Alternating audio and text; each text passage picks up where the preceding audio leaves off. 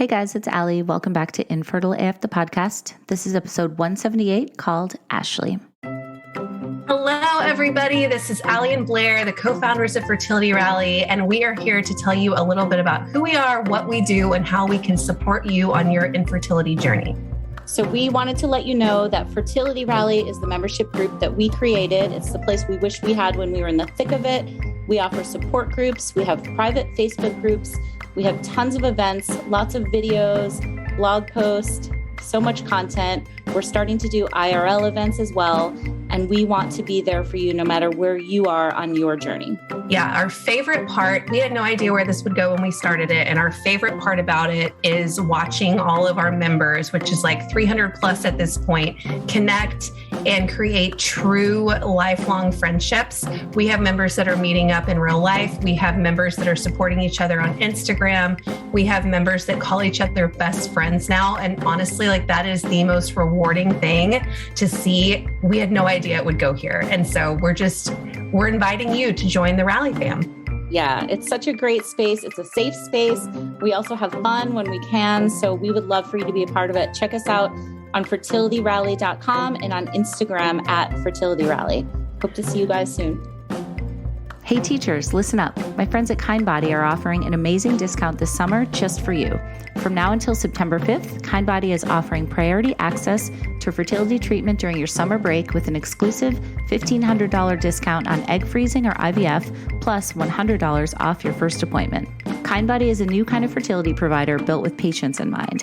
They offer all of the latest fertility and infertility treatments in modern, welcoming, and accessible clinics across the country. KindBody has an incredible team of experienced doctors, affordable prices that they list on their website, hello transparency, and a technology-enabled, seamless patient experience. KindBody is so forward-thinking, they've also recently merged with our good friends over at Vios Fertility Institute. You know I love Vios.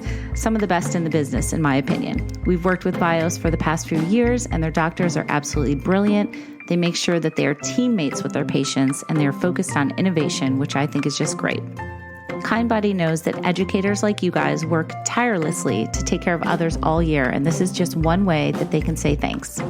Visit kindbody.com/teacher-promo for details and exclusions and to get your discount code for $1,500 off egg freezing or IVF, plus the $100 off your first appointment. Again, that's kindbody.com/teacher-promo. Thanks, KindBody, and thank you, teachers. All right, guys. So today I am talking to the wonderful Ashley Gilden Spitzer, who emailed me her story, and I wanted to include it in this batch because she has an interesting story about having her twiblings, which she calls them, which are her two babies born 4 months apart. So we've had a couple of stories like this before. Alex Slate comes to mind as well. She just had her two sons this year, not too long ago. And her story was on my podcast. If you guys haven't listened to that one, it's really good. But Ashley is going to tell us about her 4 years of infertility struggles, so many ups and downs, so many retrievals, so many transfers, so many losses, so many other things as well. So she does have her two babies now who were born 4 months apart, and she's going to tell us exactly how she got there. So thanks again to Ashley. And without further ado, this is Ashley's infertility story.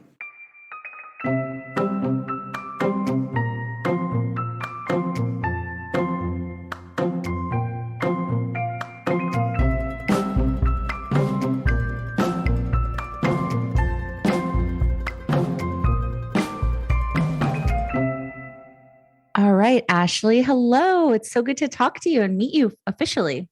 Hi, thank you so much. I've been a fan of yours for such a long time, so I'm so excited to be here. Oh, well, thank you for listening and for reaching out to share your story. So we are going to talk about your twinblings, who were born 4 months apart, but there is a lot of story that comes before we get into all that, right? Yes, there's 4 years and a lot of ups and downs. Yes. Okay, so let's start with, how did you meet your husband? So my husband and I actually met through a mutual friend of ours. My friend's husband worked with him. My husband, John, was new at his job and he was single. And he's like, oh, I have a girl for you. And basically reached out to me, showed me his picture. I thought he was cute. Turns out we had like a ton of mutual friends. He went to Michigan with a lot of my good friends. So yeah, that's how we met. And it was pretty much, we went like kind of from 0 to 60 pretty quickly. Okay. When did you guys start talking about building a family? Probably like at the same time when we decided we were going to move in together, and like we're talking about marriage and the life together, which I'd say was about like 5 months into our relationship. So pretty quickly, we were a bit older. I mean, not so old, but I think I was 27 and he was 30 when we met. Mm-hmm. Okay. And how old when you guys got married? I was 30 and he was 33. So we moved in together a little over 1 year of dating, and we got engaged 4 days after we moved in together. Nice. But we had an 18-month long engagement. So it was a longer engagement, but we knew pretty quickly that we were each other's people. Yes. I love that. Okay. So fast forwarding to when you started to try to have babies, what happened? So we got married in May 2017, and we kind of decided we were going to wait until, beginning of the next following year to start trying. But strangely enough, my period that summer just kind of didn't come back 1 month, and I was on the pill and I just didn't get a period, and thought that was kind of strange. So I decided to stop the pill and just kind of wait for my period to come back, and months went by and it never came back. So when we were going to go start in January, I was like, I don't think we can start because I don't even know when I ovulate. And it's just, kind of crazy because I feel like you learn so much in school and sex ed and stuff like that. But like, I feel like you just have so much zero idea about like actually the timing and ovulation and all that stuff. So 100%. So did you think at all you might be pregnant? Was there any possibility? There was, yes. When I didn't get my period that month in August, I remember like running to take a pregnancy test and being like, oh my God. And of course I was not pregnant. But in January, I had a friend who had just done an IUI and gotten pregnant, and she mentioned her doctor and she liked her. So I was like, you know what, let me go to a specialist. So I kind of went right away. My husband, I never tried naturally because I didn't have a period. And of course, I quickly got diagnosed with hypothalamic amenorrhea, so loss of period. And so right away we knew, okay, I guess we're going to need assistance to get pregnant. Okay. Do you want to hear something crazy? I've never heard that term before. Like hundreds of interviews, talked to thousands of women, I never heard of that. Say it again. What's it called? It's called hypothalamic amenorrhea. It's a super common diagnosis. Usually it's associated a little bit with people with PCOS. There's, the symptoms, or I guess the stereotype of people with hypothalamic amenorrhea are usually, if you have like severe weight loss or you are over exerciser or things like that. And I didn't really fall into any of those categories, or maybe having some sort of an eating disorder or an extreme athlete. I didn't really fall into any of those categories, but there are certain people. So basically your brain doesn't talk to your ovaries to tell it to ovulate each month. So that was kind of my diagnosis. And for people like that, though, something like a Clomid or a letrozole or usually is an easy option to get pregnant. You're not really infertile. You just you don't even ovulate on your own, so you can't even try to get pregnant naturally. Okay, so what was the treatment? So we started out with timed intercourse with Clomid and did not get pregnant. We moved to an IUI. Of course, I over responded also, because I have PCOS like ovaries, and it had to get canceled. I actually found out through my employer that my insurance had changed at work. So I had to change to another clinic in New York City. And there we went straight to an IUI. And I was this is my first foray into my crazy fertility story, but I did an IUI. I was basically told I was not pregnant. My husband and I went on a vacation, came back, I felt off, tested. I was pregnant. Whoa. I did not get pregnant on vacation. Turns out I was pregnant from that IUI. I was already 6.5 weeks along. Oh my God. But I had a blighted ovum and needed D&C. So that was my first miscarriage and my first kind of what the fuck moment. And was not thrilled with that clinic, and moved to my third clinic in Manhattan, and kind of decided to really evaluate whether we would do any more IUIs or we'd move straight to IVF. And I decided to give one more IUI try, did not get pregnant, and then started our IVF journey. This was now September of 2018. Okay. So how were you doing like emotionally with all this? I mean, after that the blighted ovum, for example, how did you handle that? It was really shitty timing. As I was going through my DNC, my brother, my sister-in-law told us they were pregnant. And so, they're a little bit younger. So that was like kind of a first punch in the gut, just because, I was obviously very happy for them, but I was also mourning my own loss. I actually didn't have a ton of friends who had done IVF. A few of them that I had connected with, all like for the most part, got pregnant on the first transfer. So I was like kind of feeling pretty hopeful. And I honestly, I'm the type of person who doesn't get like super intimidated by things. I'm kind of like, all right, like this is a step, let's just tackle it and like move it on. So I was very like optimistic. I was like, all right, we're going to do IVF.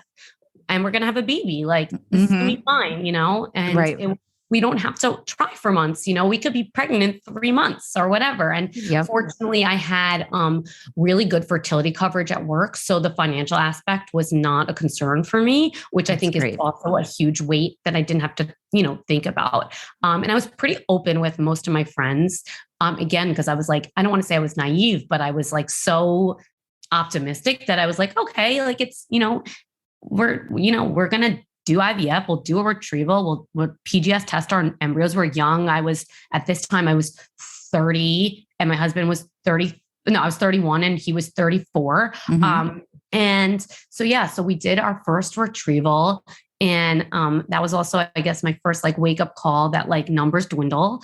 Yep. And we had gotten 15 eggs, 8 were mature, 7 fertilized. I had 3 blasts and 2 came back normal. But honestly, sending 3 and getting 2, I was like kind of thrilled. I was like, okay, we have 2 shots. Like if the first one doesn't work, we have another one, or I could do another retrieval. But like, I kind of like really was, I don't know, I kind of felt confident that the first one was going to work. Right. I think that's so common. And I'm glad that you said that, because people who are just starting out on this journey, I was the same way. I was like, oh, IVF, sure. Yeah, that's, it's pretty much a given, like it's going to work. And, you don't realize that there's so many things that could go wrong, not to be Debbie Downer, but it's true, I've totally changed my outlook, and my advice to other people like is very different now that I'm on the other side. What do you say now? I say to always be cautiously optimistic, and also just to let go of expectations of time. Like time, I think, is the worst enemy when you're going through infertility. Everything feels like forever, and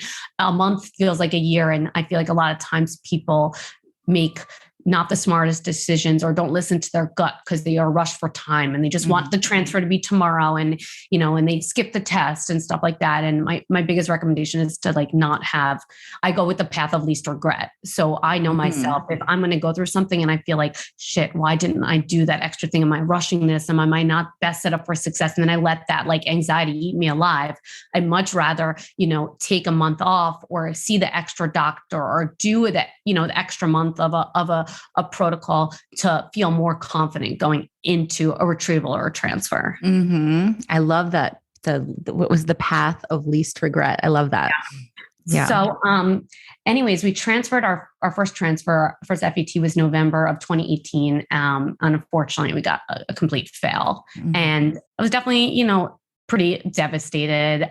Again, now I know now, and I look back and I realize that it's not uncommon. And, even the best embryo in the best environment only has about a 70% chance of working. And like my lining, was not bad, but it didn't get super thick. I had trilaminar, but I think I was maybe at a 6.5 or a 7. And I think my numbers were good, but not great. So my doctor was recommending we transfer the next embryo, and not really at first, I don't believe changed much. And I realize I'm that type of person who's like, no. I put way too much pressure on myself if I only have one of something left. And I was like, I want to take a pause. And I live in New York City. I joined all the Facebook groups. I followed all the influencers, and I knew about a lot of other tests that could be done. And I was kind of not accepting the like bad luck, fail thing. And I was like, I want to see an immune doctor, and I want to also do a Receptiva biopsy. Good for you.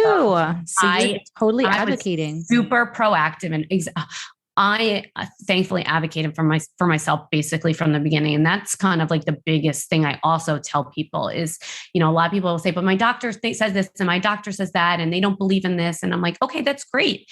But they only specialize in, one thing, and they don't know everything. And it's so you sometimes don't have to ask. You tell your doctor, I'm also seeing this doctor. I'm getting a second opinion. There's nothing wrong with that. You have to be your own best advocate. Only you know your body. And embryos are very, very precious. And some people struggle to get even a handful of normals. And you can't just, waste those away by for bad luck. Yes, sometimes it is bad luck and the second transfer might work, but I always err on the side of just being more cautious and kind of making sure everything is all right and okay, and doing that extra testing before doing another transfer. Right. So I went to and got on the wait list of an immune doctor in the city. And at the same time, I decided to do the Receptiva biopsy. And of course, the immune protocol came back with, or the workup came back with, I had high inflammation, elevated natural killer cells, high cytokines, a whole slew of things. And so while my doctor was working on a protocol for me, and I was awaiting the Receptiva results, I decided, let me also do another retrieval. I know, and I'm sure a lot of the people who've come on your podcast and say, especially when your first retrieval, it's kind of a little bit of a crapshoot. The doctor doesn't really know how you're going to respond to the meds yet. It's kind of a whole test and learn to see what the right cocktail is for you. I also started taking a ton of supplements. I did a gluten-free and dairy-free diet. And so I started preparing for another retrieval. Of course. What supplements were you taking, Ashley? I was taking, honestly, I got a whole list from my acupuncturist and the immune doctor and my regular doctor, but I was on CoQ10. I was on, I think, vitamin C, D, E, fish oil, ubiquinol. I was, I was also doing acupuncture. I was kind of doing every voodoo thing you could think of. I was so similar to you. I was like, go down to Chinatown and get herbs. We'll get to the point of my really voodoo later in the story, which you'll probably laugh at because I feel like it's the biggest. People are like, "What?" No, I will not laugh. I'll be like, I would have done the same thing. So yeah, I of course my Receptiva also came back positive for not only I didn't have that the BCL the marker of the protein, but also my number was very high. So so Receptiva normally tests for endo, right? Yes. Okay. So I had the marker for endometriosis. So the protocol there was 2 months of Depo-Lupron rather than my doctor wasn't pushing a lap surgery per se. So I did the retrieval. I actually got drastically different results. This time I got 24 eggs, 22 were mature. I had 17 fertilized, 12 blasts, and 10 came back normal. Wow. So I went from 2 normals to 10 normals. Wow. So now I had 1 plus 10, I had 11 normals. I was like, amazing. I am set. I will never have to do a retrieval again. I was smiling from ear to ear. I was and I have a diagnosis, maybe I have endo. I'll do 2 months Depo-Lupron. That's my issue. And I'm going to get pregnant. And so I was feeling very hopeful. Yep. So I did Depo-Lupron for February and March. I also had the immune protocol, which involved intralipids and prednisone and a Neupogen and a bunch of other meds. And I transferred in April. And of course, my beta fell on a Saturday. So my doctor let me come in on Friday. So I came in on day 8 instead of day 9. And I got a positive, and my beta was 65, I think, or something. And I was so happy. And I went back Sunday for my second beta, and it went down to 30. Oh. And it was a chemical pregnancy. And of course, anyone who has chemical pregnancy knows that period is the worst period ever. I was in so much pain, and I was just kind of devastated. But my doctor was happy that this time it implanted. I did get pregnant. It was a good sign. And so we agreed to go right into another transfer because the Depo-Lupron was still in my system. It had suppressed me. We thought that, it was just time. And this time my doctor agreed to transfer 2. So I put 2 in, And this time I also actually added IVIG into my protocol from my immune doctor, which, is a pretty intense treatment. Intralipids is, the egg and the yolk soy, combination that is administered over like 2 to 3 hours. It's pretty, easy. Is that a one-time infusion, or do you have to do it multiple times? So intralipids, it depends on your protocol, but mine was going to be once before transfer and then once right after beta, and then like a weekly, at least through the first trimester. For IVIG, it's a little less frequently because it's also like extremely expensive. It's usually $4,000 to $5,000 an infusion, and insurance mostly doesn't cover it. My insurance did cover intralipids, fortunately, but IVIG, it's actually like a platelet, like a blood infusion with like healthy blood, and helps you, I think your body like kind of fight off. Cause basically everyone thought that my body was attacking the embryos. So I transferred 9 days later, went in for my beta and, 0. And at that point I was like, I think I had no words. I now lost 4 embryos, 2 failed transfer, one chemical. I was joking that my uterus is where embryos went to die. And it was just kind of like, I was miserable. How is your husband doing? He was not great either. Fortunately, I have to say, I know a lot of people have, they suffer with, relationship and marital issues when they go through infertility. It's really hard. Fortunately for us, it only made our relationship stronger. We were thankfully on the same page for just about everything. He was extremely supportive for me, half time giving me shots morning and night, coming to doctor's appointments when he could. And he got really upset too. It really was like impacting both of us, but we fortunately never took it out on each other or like disagreed about next steps. We were kind of both on the side of like, we're willing to do whatever it takes to start a family. And, really whatever it takes. That's great that you guys are on the same page. Yeah. So at this point, it was now, June 2019. I now am like, what do we do next? I've lost 4 embryos, 3 transfers. I thankfully have a bunch left, but like, I can't keep doing this to myself. So I decided a few things. I'm a type A person who always likes to kind of have a plan.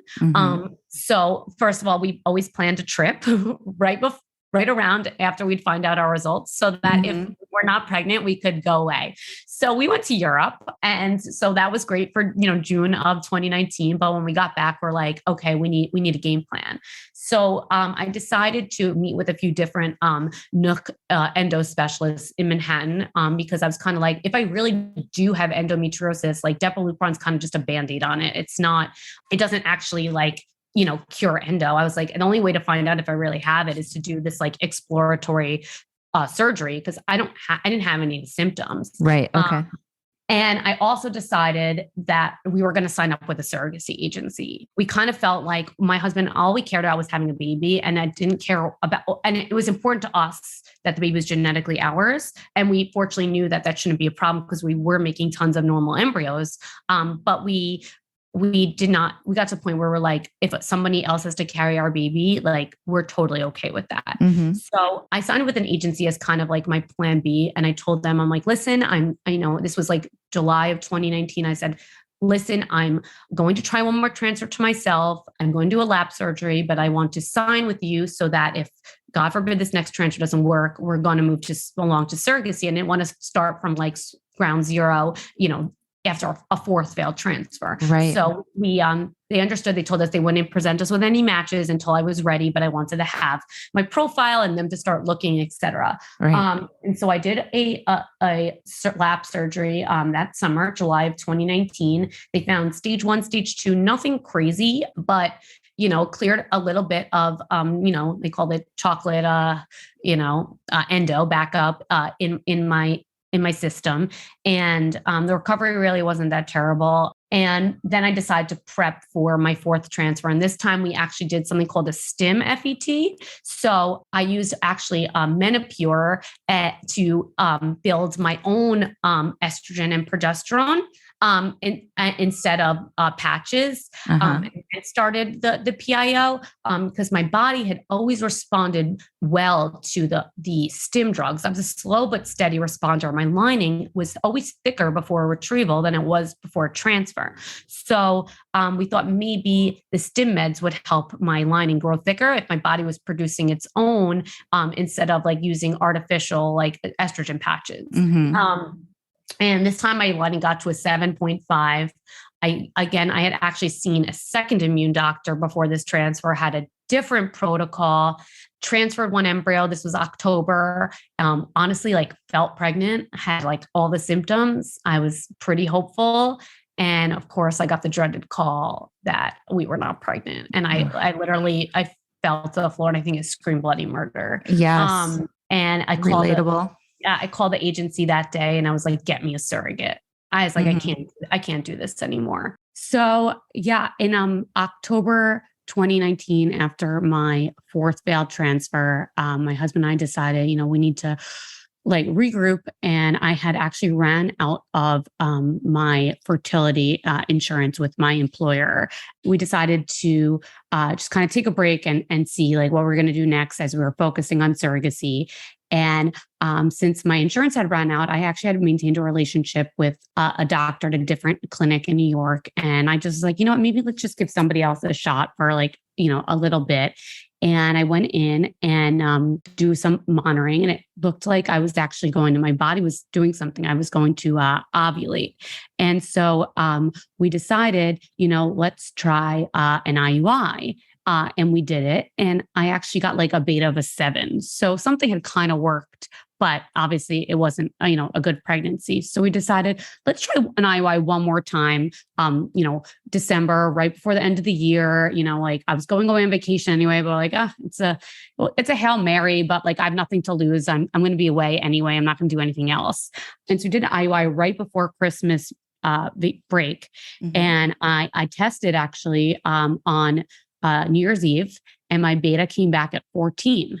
And with an IUI, like you never know exactly when things happen. So they kept following me, and it kept doubling every 3 days. It was going up, but it's still low. And I went in for my first ultrasound at, I think like right around 5.5, 6 weeks. And I saw a sac, but it was very small.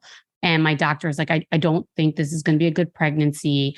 But I think, we probably need to see if you need to have a DNC or, take, or just wait out, see if your body will discard. And I was like, but my number keeps going up. Can we just like, wait, are you sure? I don't, something in me was saying that maybe this. Right. It's like, your body best, right? Exactly. And so I asked, she's like, you know what? I'll send you across the street to the main hospital for more of a high-tech ultrasound where they can really see things like much clearer. So I said, okay. So I went the next day to the hospital, and the guy comes in and he's like, so we're calling your doctor right now, but you actually have a ectopic pregnancy. And I was like, what does that mean? Right. Like, have you ever heard of that before? I had never heard of that term. I knew ectopic, and I knew they had seen something in my uterus. So he's basically told me that I was pregnant with twins.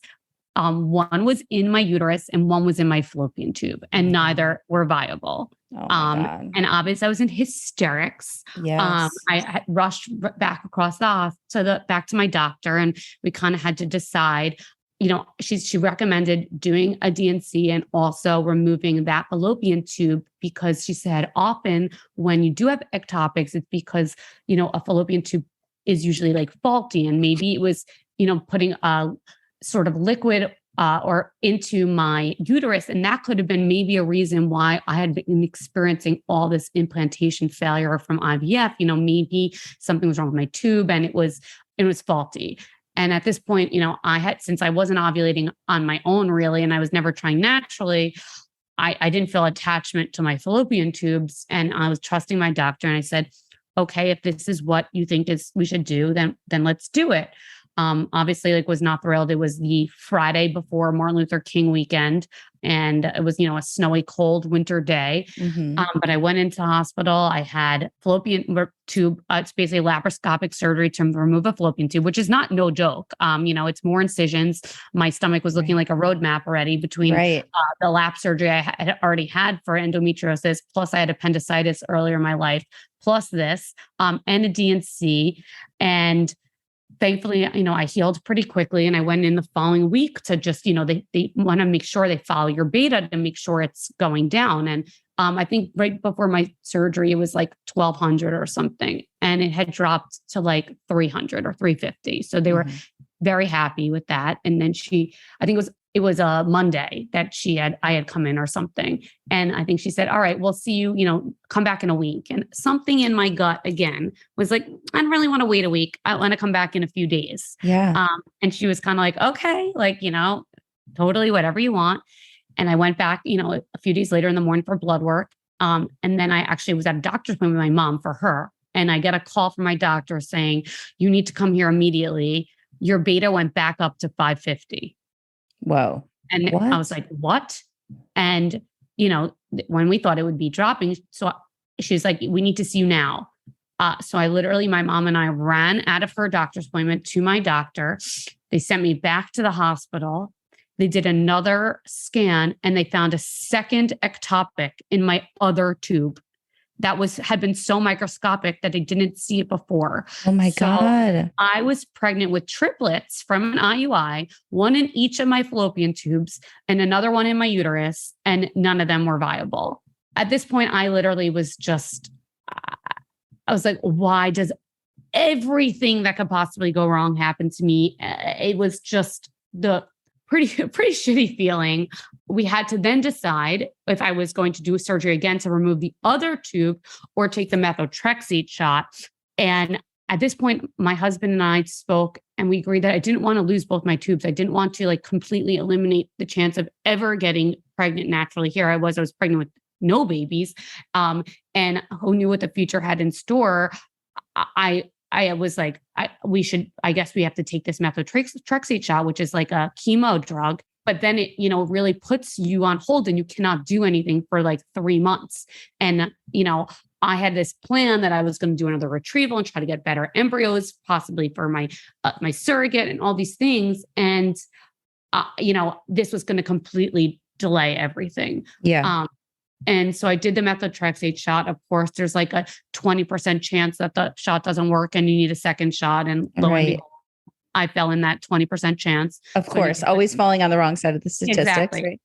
Second methotrexate shot. And then finally, my numbers started going down. And my second methotrexate shot was, early to mid February of 2020.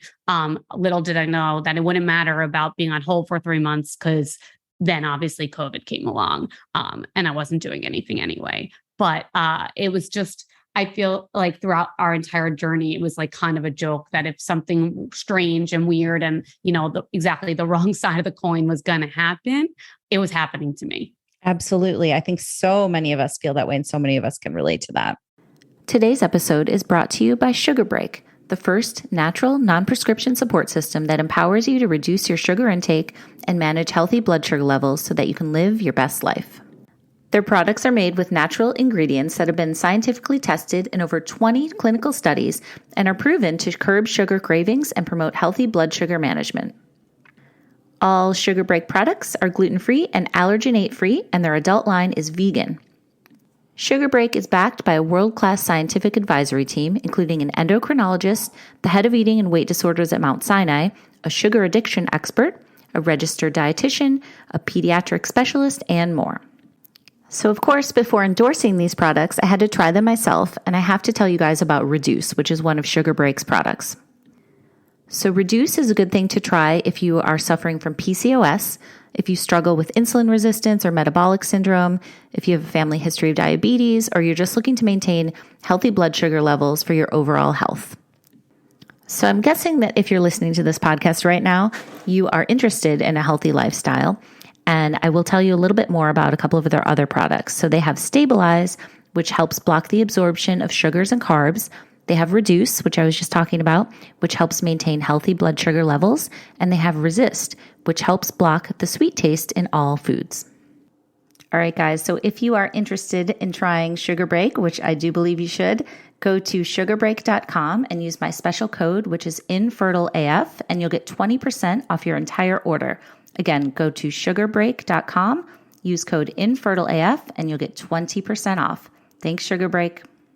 And fortunately, 2 weeks later, literally, they emailed me and they with a profile of a match for us. And wow, honestly, that's quick. Like it was super quick. I think like the stars kind of aligned with the timing.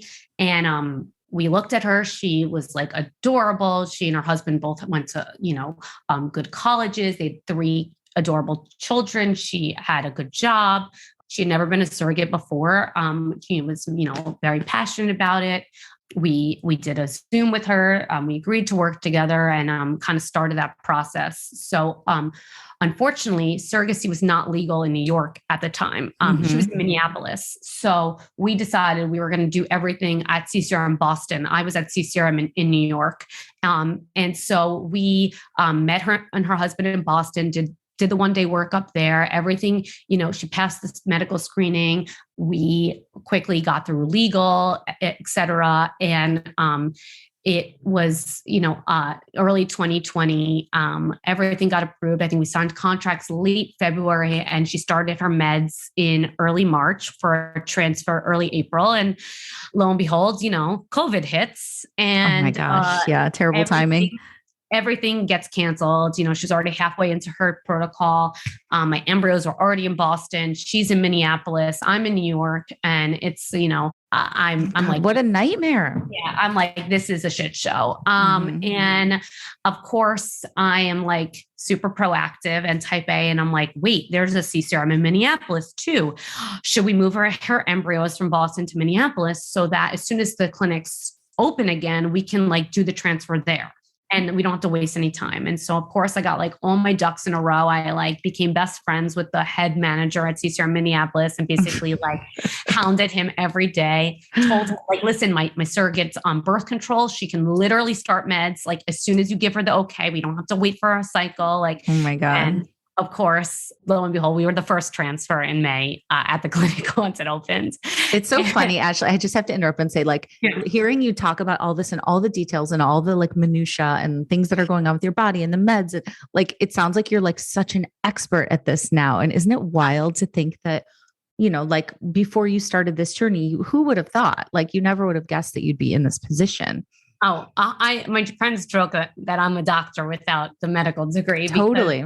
The amount I learned, and this is why I now, we can get to this at the end, but now this is why I decided, to help, to really be a fertility and surrogacy, like coach and consultant and really help people is because I not only have I gotten so much knowledge, but I've become so passionate about like, first of all, saving people headaches, saving people time, and also just helping people advocate for themselves. So, totally. Yeah. So anyways, we transferred in May of 2020. We got the call and my surrogate was pregnant. Her number was very high. It was like, we were jumping ear to ear. The second day she went, 2 days later, it more than doubled. We were like, holy cow, we're finally pregnant. Of course, you think the 2-week wait is hard, but the wait between the betas and the first ultrasound is, even harder. And we had put 2 into her because at this point, we had already used all my day 5s. We had day 6s. I think we had 1 day 5 left and a few day 6s. But because of, all the fails to me, my surrogate and the doctor felt comfortable with transferring 2. So we go for the first ultrasound at, 6 weeks and maybe 2 days or so. And we saw 1 heartbeat. My surrogate bled actually while she was in the clinic, like waiting for her ultrasound, had a pretty big bleed. So she kind of like freaked out. And they told us while we were like Zooming, they said, she had a bleed, but we think it was possibly the second embryo or an SEH. But like the first one embryo had a heartbeat. It was lower per se. It was 102, but they told me above 100 is good, especially since it's early. It's only like a little over 6 weeks. And she had a scan to go back at 7 weeks, 2 days. We went back the next week and the heartbeat was gone. And that was like, literally a stab in the gut. And I was now, it was summer of 2020. My husband and I had been, we had left Manhattan in March, and we were living with my parents and my two siblings and, their spouses and my niece and my nephew all, in one big house, and there was no privacy. I was screaming. I was so upset. It was very, very hard, but my doctor felt confident. My surrogate did get pregnant. It did work, but maybe this bleed really just knocked out both embryos. Like, we should give it another shot. Mm-hmm. So, we geared up for a second transfer to her. Obviously she had to have a D&C, and we had to wait and all that stuff. At the same time, I had decided, because now my embryos were dwindling. Remember, I'm like, oh, I'll never have. Right. How many did you have left at this point? So I had lost 4 to me and 2 to her. So that's 6. Actually, no, I lost, 1, 2, 3, 4, 5. Sorry, 5 to me, 2 to her. So 7. So I had 4 left. And I did because I lost fertility insurance for myself, I went to a different clinic, and I actually decided to do a retrieval like in the summer while I was, still peak COVID. And I was like, let me try, at this point I started also thinking my embryo batch was cursed. Like, nobody told me that, but that was like in my head that like nothing was working from this batch. And I did a third retrieval. And I decided to try a fresh transfer to me, which is something I never did. This retrieval was definitely not my best. I put a fresh one in me, didn't get pregnant. I actually had 0 hope. So it wasn't as much of a kind of gut wrenching results. But I only got 1 normal from that. Mm-hmm. But I sent that 1 normal to Minneapolis, and then I transferred that one with the last one that was there to the surrogate in September of 2020. And once again, she got pregnant, and her numbers were really high, and again, doubled. And then at 5 weeks and 2 days, she called me. It was a Sunday night, and she said she was bleeding. And I was like, oh, heart sinks, right? Yeah. And so we asked her to go in for an early scan. And so she went in early, and they saw 2 sacs, but they were both empty, but it was 5 weeks and 3 days. So it wasn't crazy for them to be empty. But then we went back at 6 weeks, 3 days, and they were still empty. Mm-hmm. So a blighted ovum, another miscarriage. At this point, I had gone down, I had done so much research, and I knew about a little bit of something called there's certain uteruses and certain embryos that are kind of incompatible. I thought originally that my uterus, I was incompatible with myself. I was not, but obviously my environment, something in my body was attacking embryos. But I had our surrogate do some additional testing, and it turns out there's something called KIR, KIR, and an HLA testing. And basically, I knew every person has a makeup. For example, you can either be a C1C1, C2C2, C1C2, or C2C1, and I am a C1C2, and my husband's a C1C1. So every embryo takes one of me and one of my husband. Mm-hmm. And so that means because my husband is only C1C1, all of our embryos can only either be C1C1 or C1C2. We could have no C2C2 embryos because my husband has no C2. And for that kind of makeup, it's best to have your uterus. I guess you could do a blood test, and you have a type. It could be an A or a B. For me, the best type is an A, and my first surrogate was a B. Mm-hmm. So my doctor felt like we were incompatible. She said, unfortunately, you need to break ties, and I think you need to find a new surrogate. Also, my husband and I decided, we've had all these PGS normal embryos that aren't working. It may be we are is there something wrong with us? So we saw a geneticist and did microarray panel extra to make sure, and everything came back normal. He's like, there's nothing wrong with your embryos.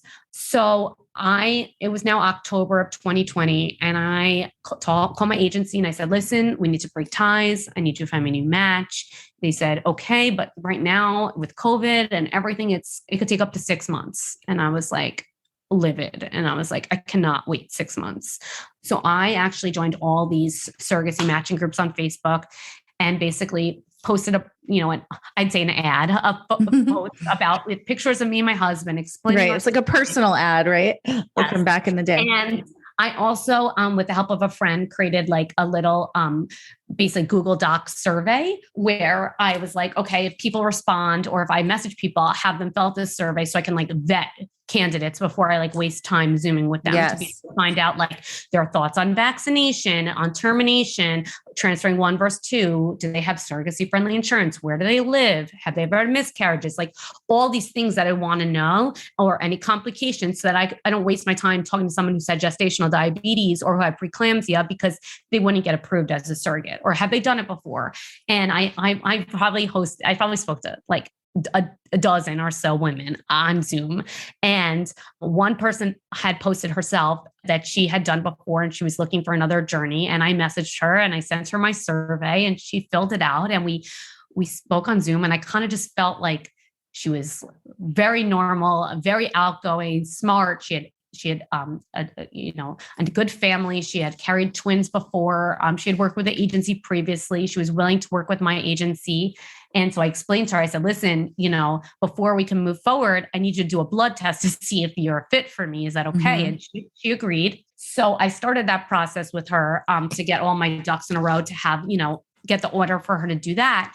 At the same time, my husband, and it's so crazy how like, I truly believe that like, there's such a series of events that happen here that if one hadn't happened, then like the story wouldn't have ended up where it ended up. But my husband ended up getting a new job, and his new job had unlimited fertility coverage. So I was like, oh my God, amazing. I'm going to do another retrieval to get better embryos for my surrogate. Because now that I'm like convinced that batch is cursed, and, let me try to get better quality embryos. All that was left were all D6s and BBs. And, those are totally fine, but like, they're not the best. Mm-hmm. So, at the end of October, I did another retrieval. I ended up getting 3 good quality normals, but because I'm crazy and I was like, 3 is not enough. I already lost 4 to my first surrogate. I'm like, I want to do one more retrieval. It's free anyway. Like, I'll just do it back to back. Mm-hmm. So I did another retrieval. And while I was doing this retrieval, in the middle of the night, one night when I couldn't sleep, I just had this idea that because my lining had always gotten like the thickest during a retrieval, why don't we try doing a fresh timing frozen transfer to me? So meaning using one of those bottom of the barrel 4 embryos that are left that like I'm not going to use on my surrogate. So they're just like chilling, and put one of those back into me. So we know it's normal and tested, but put it back in after the retrieval because my lining is always best from a retrieval. Mm-hmm. And so I asked my doctor, and he was like, as long as, you don't get over hyperstimulated and your levels are okay, and you and your husband are not going to go into a deep depression if this doesn't work, I'm happy to try that protocol. Wow. So we were like, you know what? We really have 0 expectations. This is another Hail Mary. Like, sure, we're going to try it. And it's also so great though to have a doctor who listens to you, like so many don't act. I mean, there's so many wonderful doctors out there, of course, 100%. But there's I've heard a lot of stories of doctors who just blow people off, or we're not going to do that, or just flat out refuse, so to have a partnership with your doctor is so cool. And so totally. Key. Yes. He was, instrumental in all this, and definitely like was very supportive, and also became like more like a friend and a doctor to us. Mm-hmm. At the same time, my mom had told me she had a good friend who had a few, I believe, like health scares, and she had saw this healer in Queens, and she was like, tell Ashley to go to the healer. Like he works miracles. And so my mom mentioned, and I was like, you know what? Maybe I was gearing up for this retrieval. And I was like, honestly, I have nothing to lose. Yes. So I want to go to a healer. I drove to Queens to this little adorable Russian man's apartment. Cool. And I had no idea what to expect. And he, he sees me, he does like all these motions around me. It's like this voodoo stuff. He has me lay on like this like doctor table and feels my chest and my back. And he is telling me that I'm going to get pregnant. And I'm like, no, I'm here for a retrieval. I'm using a surrogate. I want to get good retrieval results. I need more embryos. And he tells me I have to come every day for the next 2 weeks. And I'm like, no. Like, you are a 40-minute drive from my apartment. I will come as much as I can, but I cannot come every day. So I went like about 7 or 10 times over like the next weeks leading up to my retrieval. Wait, did he know that you were going through like a fertility journey, or did he just, yes, okay. Yes. I had told him like all that I said. I've been trying for, at this point, it had been all of 2018, all of 2019. And we were at the end of 2020. It was like November, 2020, early December. And I, of course, also he tells you that he is so powerful that after every session, when you see him, you have to give yourself an enema that night. Oh my God. So I literally was doing anything to like, I literally was like, I don't care. It's almost when I was like laughing at this point. Yes. I don't mean, oh my God, with judgment at all. Yeah. I mean, oh my God, I would have done the same thing. Yeah. So, I have my retrieval. It was December 9th, 2020. I get 40 eggs. Holy shit. 30 are mature, 26 fertilized. I have 19 blasts. And somehow I don't feel shitty. I felt like way shittier from other retrievals. This is now my 5th retrieval. And my numbers looked good. And my doctor was like, yeah, we can do a transfer. So of course, like I said, before transfers, I have trips planned. My husband and I had a trip planned to drive to Charleston and Kiowa it was like Christmas week, or the week before Christmas. And on day 5 after my transfer was December 13th. And that morning we were leaving to drive, and I was like, you know what? I'm just going to take home. I had literally no expectations.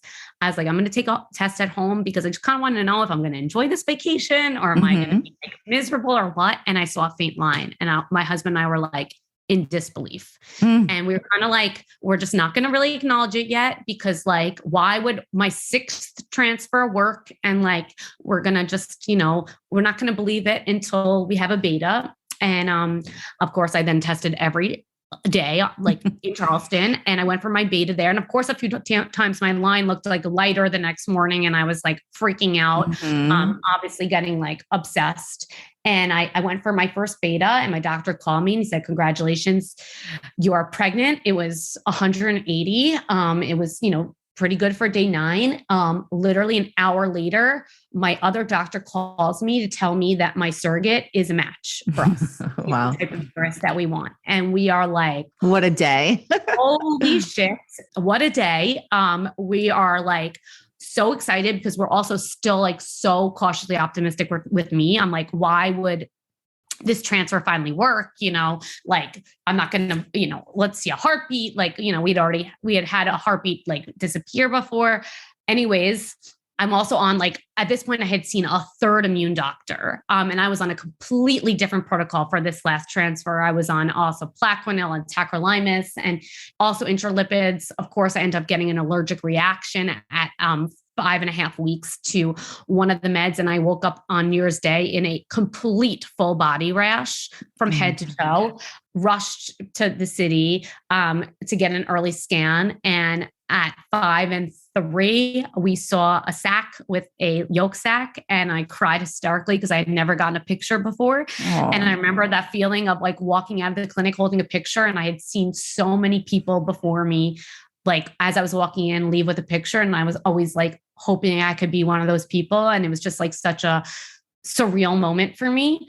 And fortunately, my pregnancy continued, and I was really pregnant. Oh my God. And we still decided to move forward with our surrogate, and we met her. She flew in. We decided to still use CCR in Minneapolis as our clinic, even though our second surrogate was in Florida, because we had trusted the doctors there. We had a good relationship with them. And we still could not do a transfer in New York because it wasn't legal still. And so we met her and her husband actually, because I was pregnant and I didn't want to fly. We drove to Boston, and she met us in Boston so that we could do the work up there. They let us do it there, which was very nice. So we met her in person. We loved her. Everything came back great with her workup. Legal took like literally 1 day because we were fortunately on the same page about everything. And she transferred in early March. We put 1 embryo in her. We did not know what I was carrying at the time, but we asked them to put in the opposite gender to her, which turned out to have been I forgot to mention, we got 8 normals from that fifth retrieval. So 8 normals from the 5th retrieval. So now I had 11 really good new embryos for the surrogate. And we put the best one in her, which happened to be the opposite gender too. She got pregnant. We were due exactly 12 weeks apart. And later in March, we found out I was carrying a girl and she was carrying a boy. Oh my God. We were over the moon, ecstatic. But still, like, I really didn't. I decided to finally share publicly that I was pregnant after I waited for my early anatomy scan, which was at 16 weeks, because I was just so anxious. Honestly, my entire pregnancy. I was also diagnosed with something at my nuchal called LOPAP-A, which is a protein in your placenta, which is a like indicator that you possibly could have a preterm delivery or a smaller baby. And it's not like 100%, but just is like almost like a increased chance of also preeclampsia too. So I was monitored extra closely. I was also, because I was such a nervous pregnant person, I had my immune doctor was also an MFM. So I was seeing him every single week and I was seeing my OB every other week. So I literally never went more than, I think, 6 days my entire pregnancy without a scan. Like it was.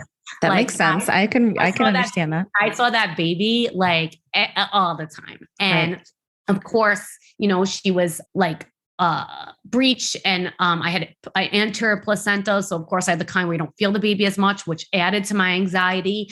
And so thankfully everything kind of was going smooth with my surrogate. She, felt good. And we, everything was going there. I got my cervix. I was diagnosed with like a little bit of a shorter cervix at 24 weeks. So again, I was being monitored extra closely. And at 33 weeks was when my doctor I had asked to start, which I'm also a super advocate for, is, especially, your body best. And if you have anxiety and if you are high risk, my recommendation is to get as much care as you can and really be as closely monitored as you can. My doctor had recommended, because of all these things, that I start non-stress tests at 34 weeks. And I had my appointment the week. I was supposed to just have my first non-stress test on a Monday. It was like Monday, supposed to be, I think, July 19th. And that week before on Tuesday, my cervix had got a little shorter again. And I was supposed to go out of town just from Thursday to Sunday to my parents on Long Island. And I don't, something inside me, thank God, asked if I could move that non-stress test to Thursday instead of Monday, because I just wanted to, feel more secure going into the weekend. It was going to be my last weekend out of town. I was due August 30th, and starting August, my OB didn't want me to leave Manhattan. And so I went that morning. It was Thursday, July 15th to Cornell for my non-stress test by myself, because like, I didn't even know you were supposed to bring your husband or anything like that. And I show up and I remember I texted my husband when I was in the waiting room. I'm like, I'm the only person here, like without a husband, like giving him shit. And he was like, I'm sorry. Like he was at work. And anyways, I go in and I said to the person too who was monitoring me, I joked, I was like, I just gave my husband shit, like that I'm alone. And she like laughed and she put the bands on my stomach. And about 15 minutes later, she came in and she's like, we need to see you a bit longer. Like, your something didn't look that great. And I was like, what? And then she comes back in again. She's like, I think you should call your husband. We're sending you to labor and delivery. And I just started hysterically crying. Called my husband. He rushed over. They sent us upstairs. I'm 33 weeks and 3 days. Yeah, I have had I've had no steroid shots. I'm like not ready to have a baby.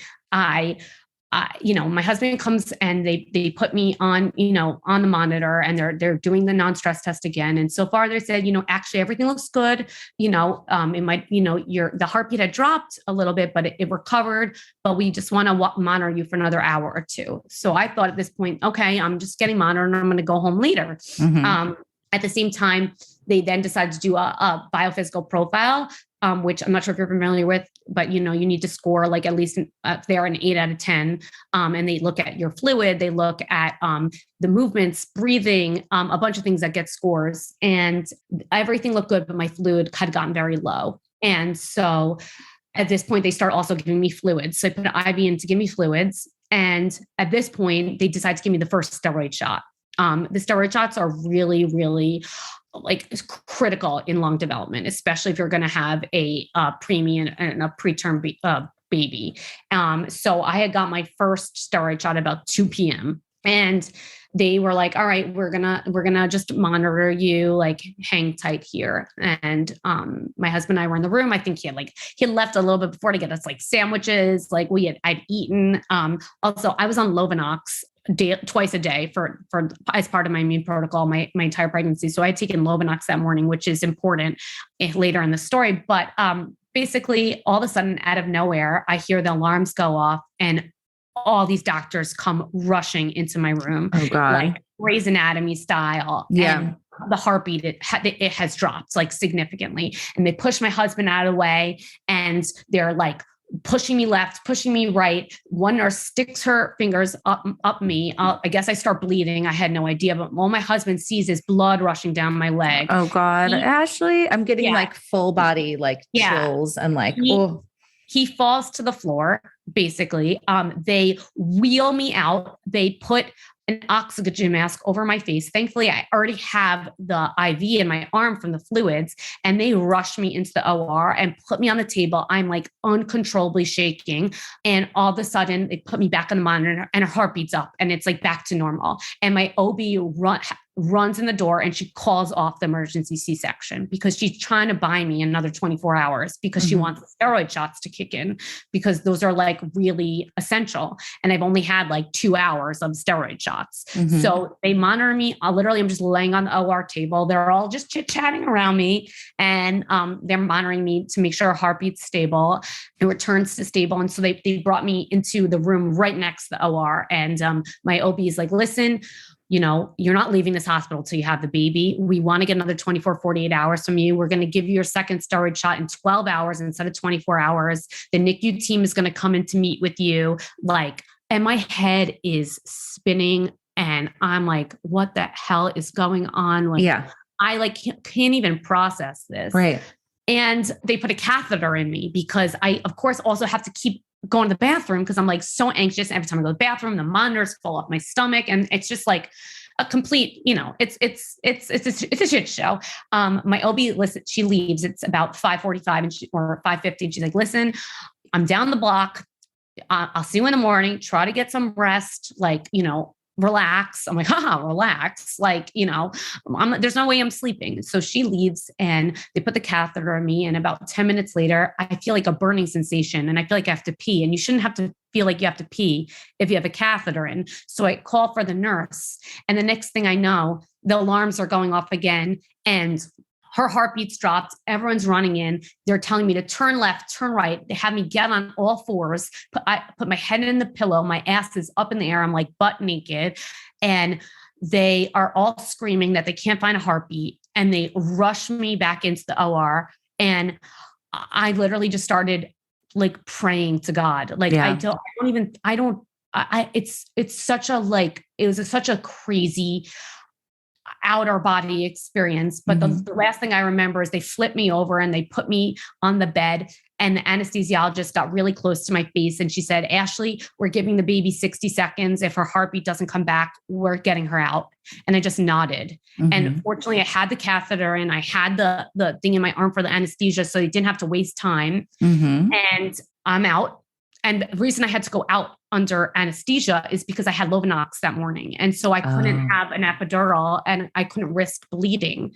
So I had to go under anesthesia. And my husband could be in the room. So he is outside the room having no idea what's going on, like pacing, panting, like probably like crying. And an hour or so later, I wake up and I see the first pictures of my daughter on my husband's phone. And so my daughter, Isabel Hart, was born at 6:26, I believe, that night. We only had 4 hours of that steroid shot. She was 4 pounds, 3 ounces. Oh, sweet Isabel. She was immediately brought to the NICU. She was only on CPAP originally. So she was doing okay, but they actually say the first like 12 hours are kind of a honeymoon phase. And usually babies do like okay right when they come out, and then they like decline a little bit. So that, as hard as, you know, the fertility journey was, having a baby born prematurely when you were least expecting it, and being, she really, those first few days was not doing well. She needed to be intubated. I couldn't really hold her until I think she was about like 8 days old. We ended up having a 47-day NICU stay, which was extremely traumatic and at the beginning. Then it was much better as she started really hitting her groove and she started thriving. Fortunately, she is completely healthy and has no health issues. Her main issue was just that she was born very early and had very premature lungs. And so she came home on August 31st, one day after her due date. And we had, a month and a half or so at home, or 2.5 months at home with her. And then we flew to Florida in November. And fortunately, my surrogate had a very boring, pretty normal pregnancy. He didn't want to come out and she didn't want to dilate. So we had a planned C-section. And he was born on November 17th, and he weighed 8 pounds, 15 ounces. So he was more than twice her size. Oh my God. His name is Xander Cole. And I now have 2 babies. They just turned 5 months and 9 months a few days ago. And my daughter is a tiny, feisty, adorable little thing. She's now in the 23rd percentile for weight and 64th for height. And my son is ginormous, and he's in the 98th percentile for height and 74th for weight. He weighs 2 pounds more than her and is 4 months younger than her. And it's beautiful and amazing. And my God, I feel so lucky to have 2 babies, but I cannot believe that I'm, an IVF, NICU, and surrogacy mom. And it took 4 years to, complete our family, but I truly have never been happier, and my children are my world.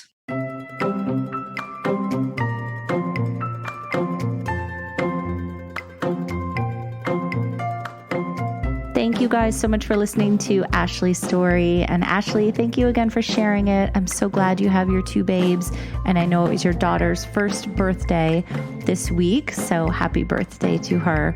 If you guys are looking for support, definitely check out Fertility Rally. It's the community I co-founded with Blair Nelson. It is a place where you can come with no judgment, no matter what you're going through.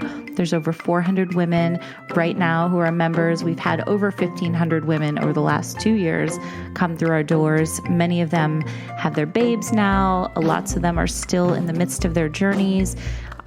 It's just been an incredible place, and we would love to welcome you. So our doors open again on August 1st for a week. But check us out on Instagram in the meantime at Fertility Rally. You can always DM questions over there or to me at Infertile AF Stories, and we would be happy to support you. We have 4 support groups a week. So thank you guys so much. Check it out. And thanks again for listening. I'll talk to you guys next time.